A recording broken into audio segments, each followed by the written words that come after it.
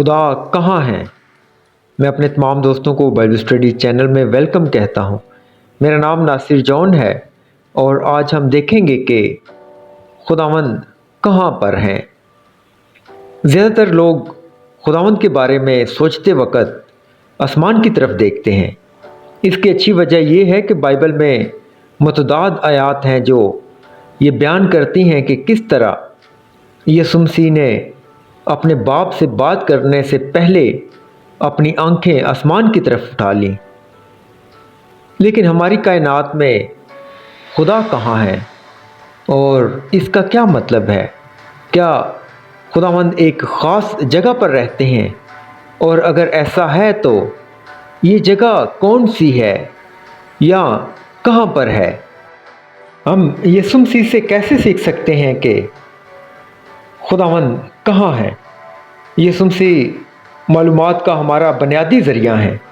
جب یہ خداوند کے پاس سے آتے ہیں، کیونکہ خداوند جہاں کہیں بھی موجود ہیں، یسوع مسیح بھی وہیں سے آئے ہیں، جس کا ذکر یوحنا 7 باب 29 آیت میں بیان کیا گیا ہے کہ یسوع مسیح نے کہا، میں اسے جانتا ہوں کیونکہ میں اسی کی طرف سے آیا ہوں اور اسی نے مجھے بھیجا ہے۔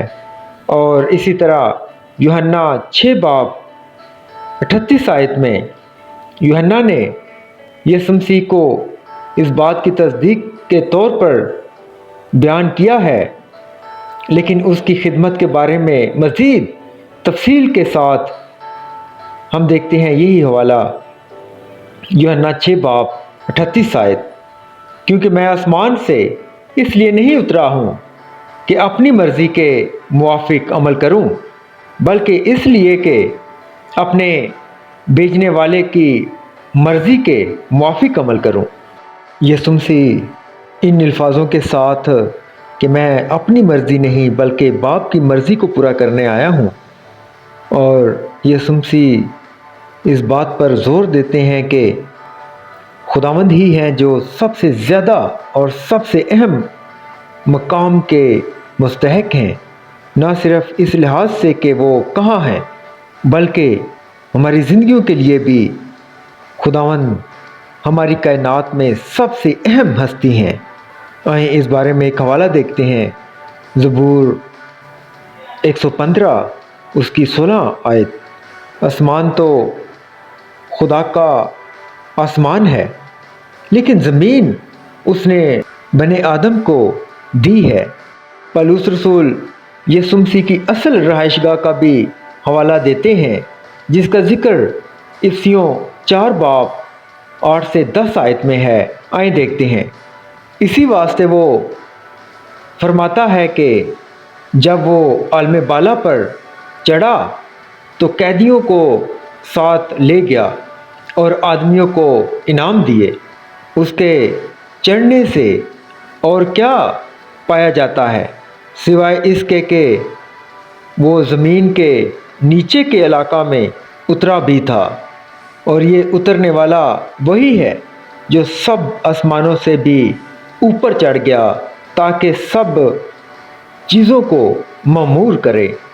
اسی طرح یسوع مسیح نے 5000 کو کھانا کھلانے کے لیے خداوند سے مدد طلب کی۔ مثال کے طور پر ہم دیکھتے ہیں لوکا 9 باب 16 آیت، آئیں دیکھتے ہیں۔ پھر اس نے وہ 5 روٹیاں اور 2 مچھلیاں لیں اور آسمان کی طرف دیکھ کر ان پر برکت بخشی اور توڑ کر اپنے شاگردوں کو دیتا گیا تاکہ لوگوں کے آگے رکھیں۔ اسی طرح ہم متی 14 باب 19 آیت میں اور پھر مرکز 6 باب 41 آیت میں بھی دیکھ سکتے ہیں کہ یسوع مسیح نے آسمان کی طرف دیکھا۔ جب یسوع مسیح نے اپنے باپ سے براہ راست بات کی اور انہوں نے درخواست کرنے کے لیے اپنی آنکھوں کو آسمان کی طرف اٹھا لیا، اس کا ذکر یوحنا 17 باب 1 آیت میں ہے۔ آئیں دیکھتے ہیں۔ یسوع نے یہ باتیں کہیں اور اپنی آنکھیں آسمان کی طرف اٹھا کر کہا، आए बाप, वो घड़ी आ पहुंची, अपने बेटे का जलाल ज़ाहिर कर, ताकि बेटा तेरा जलाल ज़ाहिर करे। लाज़र की कब्र के सामने खड़े होकर यसुमसी ने ये दुआ मांगी, जिसका जिक्र यूहन्ना 11 बाब 41 आयत में है। आए देखते हैं। बस उन्होंने उस पत्थर को हटा दिया। फिर यीशु ने आंखें उठाकर कहा, आए बाप, मैं तेरा शुक्र करता हूँ कि तूने मेरी सुन ली। यीशु मसीह के अमाल हमें बताते हैं कि खुदा आसमान पर है। पौलुस रसूल दूसरे करंथियों 12 बाब 2 आयत में हमें बताते हैं कि सिर्फ एक आसमान नहीं बल्कि तीसरा आसमान भी है। आइए देखते हैं दूसरा करंथियों 12 बाब 2 आयत। मैं मसीह में एक शख्स को जानता हूँ, 14 बरस हुए कि वो यकायक तीसरे आसमान तक उठा लिया गया। ना मुझे ये मालूम कि बदन समेत, ना ये मालूम कि बग़ैर बदन के, ये खुदा को मालूम है। क्या खुदा ज़मीन पर भी है? जिस लम्हे माँ मरियम हमला हुई, उस वक़्त खुदावंद ज़मीन पर थे। आसमान और ज़मीन का खालिक जिस्म बन गया। लेकिन ये पहला मौका नहीं था कि जब खुदावंद की ज़मीन पर मौजूदगी थी।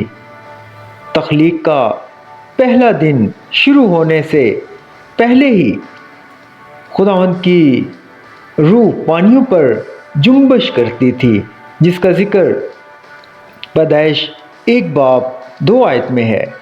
पैदाइश 3 बाब 8 आयत में हम देखते हैं कि और उन्होंने खुदावंद खुदा की आवाज़ जो ठंडे वक़्त बाग में फिरता था सुनी, और आदम और उसकी बीवी ने अपने आप को खुदावंद खुदा के हजूर से बाग के दरख्तों में छिपाया।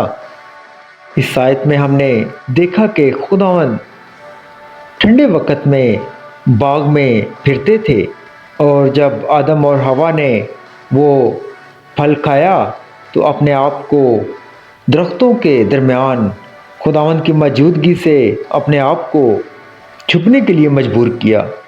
हज़रत मूसा ने सीना के पहाड़ पर खुदावंद से मुलाकात की, और हकीकत में इसराइल की पूरी कौम को वहाँ खुदावंद से मिलने के लिए मदऊ किया गया था। खरूज 19 बाब में खुदावंद बनी इसराइलियों के साथ रहे जब वो बियाबान का सफ़र कर रहे थे, और खरूज 40 बाब 34 आयत के बाद से खैमा में रहाइश पजीर रहे हैं। इसी तरह पहला सलातीन 19 बाब 11 से 13 आयत में एलिया नबी खुदावंद को हवा में नहीं, ज़लज़ले में नहीं, आग में नहीं, बल्कि हल्की सी सरगोशी में पाते हैं। ऐसा लगता है कि खुदावंद हर जगह मौजूद थे, और वो वाकई ही हैं। खुदावंद हर जगह पर मौजूद हैं, यहाँ तक कि अगर हम रूह कुद्दस हासिल कर चुके हैं तो वो हमारे अंदर भी हैं। क्या हम खुदा को देख सकते हैं? अगर हम खुदावंद को देख सकते हैं तो उन्हें कहीं ना कहीं होना ज़रूरी है। लिहाजा ये एक अहम सवाल है।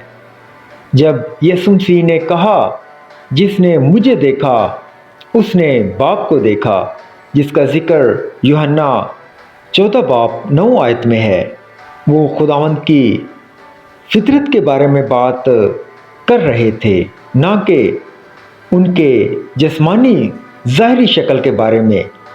इस आयत का मतलब ये नहीं है कि खुदा बिल्कुल यीशु मसीह की तरह ज़ाहिर होते हैं। अक्सर ये कहा जाता है कि क्योंकि खुदा रूह है, इसलिए उन्हें बिल्कुल भी नहीं देखा जा सकता।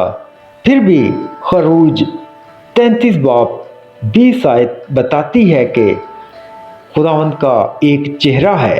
लिहाजा हमें ये नतीजा अखज़ करना चाहिए कि वो पशीदा नहीं है, और वो जगह जहाँ वो हैं वो जगह भी पशीदा नहीं है, क्योंकि मुकाशवा 4 बाब हमें एक तख्त के बारे में बताते हैं। यूहन्ना रसूल वहाँ बैठे हुए, वहाँ खुदा का तख्त है और खुदावंद को उस तख्त पर बैठे हुए बयान करते हैं। यूहन्ना ने जिक्र किया है कि एक दरवाज़ा है, दूसरे तख्त हैं, शीशे के समंदर की तरह कुछ नज़र आता है और मखलूक मौजूद हैं। यूहन्ना ये सब कुछ देखने के काबिल थे। क्या हम खुदा के पास जाने के लिए किसी जहाज़ या रॉकेट का इस्तेमाल कर सकते हैं? इस सवाल की तकमील करते हुए कि खुदावंद एक मुकर्रा जगह पर हैं जो आसमान में वाक़या होना ज़रूरी है, सवाल ये पैदा होता है कि वो कहाँ हो सकते हैं। अगर ज़मीन और चाँद के दरमियान नहीं, तो मुमकिना तौर पर इससे थोड़ा सा आगे या इससे भी थोड़ा सा आगे एक कहकशां में। सच तो ये है कि हमारे पास खुदा के लिए कोई ऐसी चीज़ या कोऑर्डिनेशन नहीं है। वो जगह जो हमें मुकाशवा में बयान की गई है और लुक्का 16 बाब में इसकी तरफ इशारा किया गया है कि जहाँ लाज़र और इब्राहिम अपनी मौत के बाद रहते हैं, ये इतना ही रूहानी है जितना खुदावंद खुद हैं। खुदावंद की बादशाही इसी तरह जिस्मानी नहीं है जिस तरह हम जिस्मानी हैं। हम खुदावंद को छू नहीं सकते, ना ही हम उसकी तरफ सफ़र कर सकते हैं। हम सितारों और सितारों के नक्शे को नहीं देख सकते, किसी मकाम की निशानदेही नहीं कर सकते और ये नहीं कह सकते कि ये वो जगह है जहाँ खुदावंद रहते हैं। लेकिन जब यीशु मसीह ने ऊपर देखा तो यीशु मसीह ने अपने बाप के साथ राब्ता कायम किया। इसी तरह हम भी अपनी दुआओं को इस तरह अदा कर सकते हैं, लेकिन एक ही वक्त में ये जानते हुए कि कायनात का खालिक वहाँ है, हम पर नज़र रखे हुए हैं।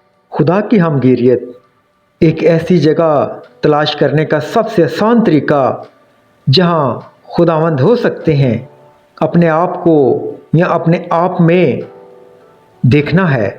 क्योंकि अगर आपने यीशु मसीह को अपने ज़ाती निजात दहिंदा के तौर पर कबूल किया है और रूह कुद्दस हासिल किया है, तो आप उसकी हैकल हैं। आइए इस बारे में एक हवाला देखते हैं। पहला कुरिन्थियों 3 बाब 16 आयत। क्या तुम नहीं जानते कि तुम खुदा का मक़दस हो और खुदा का रूह तुम में बसा हुआ है? रूह कुद्दस हर ईमानदार के अंदर मौजूद है। इसी बारे में एक और हवाला देखते हैं। पहला कुरिन्थियों 6 बाब 19 और 20 आयत। क्या तुम नहीं जानते कि तुम्हारा बदन रूह कुद्दस का मक़दस है जो तुम में बसा हुआ है और तुमको खुदा की तरफ से मिला है, और तुम अपने नहीं क्योंकि कीमत से ख़रीदे गए हो। बस अपने बदन से खुदा का जलाल ज़ाहिर करो। यूहन्ना 14 बाब 23 आयत में कहते हैं कि यीशु ने जवाब में उससे कहा कि अगर कोई मुझसे मोहब्बत रखे तो वो मेरे कलाम पर अमल करेगा और मेरा बाप उससे मोहब्बत रखेगा और हम उसके पास आएंगे और उसके साथ सुकूनत करेंगे। ये यीशु मसीह का हमसे बहुत ही अच्छा वादा है। दर हकीकत यही वजह है कि यीशु मसीह ने यूहन्ना 16 बाब 7 आयत में कहा था कि अगर वो यहाँ से चले जाएं तो हमारे लिए बेहतर है। जब यीशु मसीह अभी भी ज़मीन पर ही थे तो वो एक वक्त में सिर्फ एक ही जगह पर हो सकते थे, लेकिन रूह कुद्दस मुमकिन तौर पर ज़मीन पर ज़िंदा हर इंसान को उनमें दाखिल कर सकता है। यीशु मसीह के आसमान पर वापस जाने के बाद रूह कुद्दस उनकी जगह पर पहुंचा है और अब ज़रूरी ये है कि हम रूह कुद्दस को हासिल करें। Thank you all.